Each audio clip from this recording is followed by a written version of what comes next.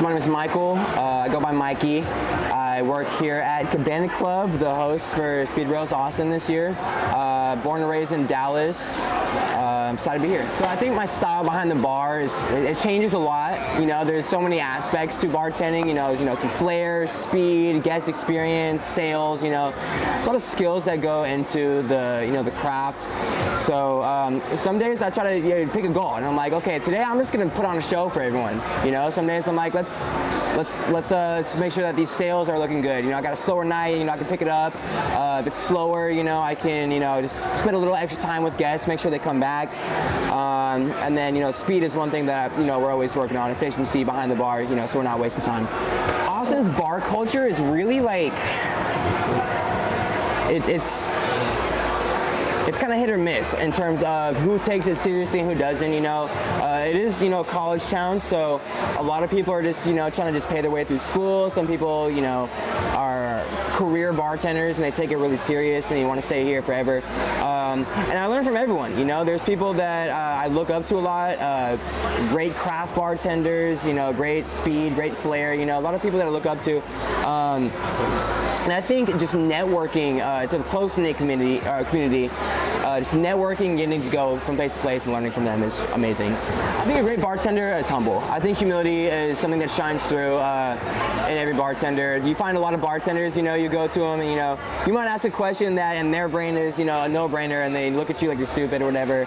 But I think it's important to remember that you never know what someone's got going on day to day. So just being humble, and then also with your team too. We don't need a million main characters. Being coachable, being employable, working with your team and being a good part of that team is important to me.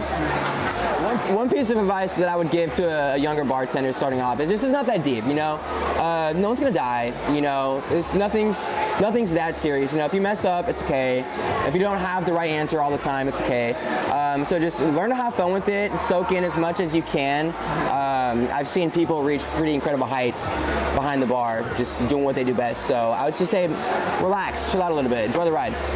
SpeedRailz has pushed me to grow in my career, mostly because it's something that I've been wanting to do almost since I started. I've been in this sport for about 3 years, and I'd say within my first year I was introduced to John and the whole company in the process, and so I feel like today I really got to have a full circle moment. And so I wouldn't really say that this competition has necessarily pushed me. I think I have been pushing to be part of this for a long time. My practice rounds are great. I got, I think, one of the fastest raw times, no mistakes, minus maybe putting the spoon back in the stir tin. But my actual performance, I think I could have taken a little more time to set up the well properly. I mixed up 2 bottles, I think. Just barely made the cut. Very fortunate. Overall, I think I wasn't too nervous. I felt calm. I felt good about it. It just rookie mistakes.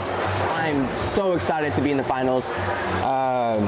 Again, this is something I've been wanting to do for a long time, and the fact that we get to host it, and the fact that I get to represent the team and stuff, I'm really looking forward to it. This will also be my first craft competition that I've ever been a part of, so I'm excited to be a part of that craft component.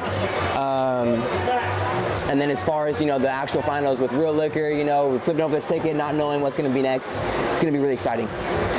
I thought that I would have an advantage in the home field today, just because I know the well and stuff, but we set it up completely different for the competition. So in actuality, I don't think it gave me an advantage at all. People came out swinging today. People were on fire the whole time. Yeah, I'm looking forward for good competition. I don't expect it to be easy, and honestly, I don't think I have really that much of an advantage. So my opponent is Nate. I watched his time. I think he was the first one to compete today. I thought he killed it. I was watching him the whole time. I definitely got some things to learn from him. We dabbed each other up afterwards. He's been super cool the whole day. As far as I know, he's got more experience than me behind the bar too, so I don't expect it to be an easy fight, but I want to put up a good one. I think who I was probably the most impressed by was Sean. Unfortunately, just because of the rule set, he didn't qualify for the finals. But anyone that was there today knows that I think his raw time was probably a new record, 147 or some crazy stuff. I've never seen someone move behind the bar like that. It was insane to watch him. If it wasn't for just like that rule set, he would have been my number one pick to win the whole thing. So I think the other big part of things, I think to mentally prepare for the craft portion, I'll probably just tap into my roots. I've been an athlete and a creative my whole life. Came from a family of musicians and stuff. I make clothes too. I like art, so I think being able to kind of paint a picture and tell a story with the cocktail will be really fun. I've been working with Empress Gin for a long time, so I feel like it's something I'm familiar with.